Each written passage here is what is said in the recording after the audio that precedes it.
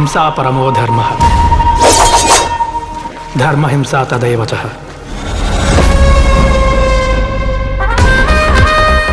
నా బిడ్డ మీద ఏ కళ్ళు పడకూడదు, ఎవరి దిష్టి తగలకూడదు.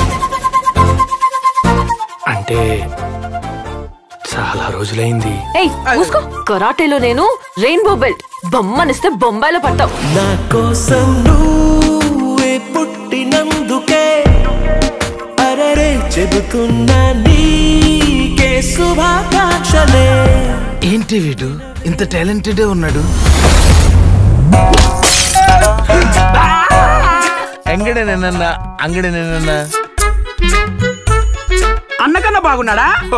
మీకు అలా అర్థమైందా? ముందు ఈ డ్రామా కంపెనీలు డబ్బులు ఇచ్చి పంపించేసే. ఇంత అన్నం పెడితే కుక్క కూడా విశ్వాసం ఉంటుంది, కానీ నువ్వు ప్రతిరోజు మోసం చేస్తూనే తింటున్నావు. వాడు అరుదైన పక్షిరా, పంజరంలో ఉన్నంత వరకే సేఫ్టీ. ఒక రకంగా చెప్పాలంటే ఇది చదరంగమే కాదు, పెద్ద కుట్ర.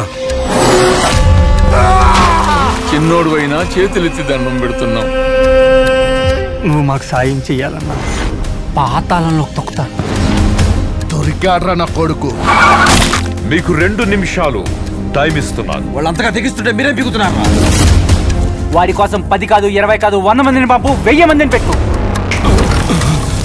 మన కాళ్ళని కాపాడుకోవటానికి ఊరంతా తివాచి పరచక్కర్లేదు. నీలో ఏ మాత్రం నీతి నిజాయితీ ఉన్నా వీటన్నిటికీ సమాధానం చెప్పు. పరశురామయ్య, రఘురామ్, ఆదిత్యరామ్, రచిత్రామ్, అభయరామ్, ఇలా వ్యక్తి పేర్లో రాముడు ఉండడం కాదు, వ్యక్తిత్వంలో రాముడు ఉండాలి.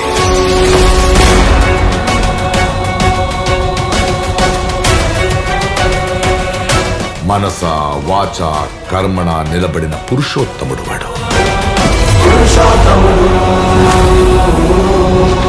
మామూలుగా నేను కొట్టను, కొడితే మామూలుగా కొట్టను.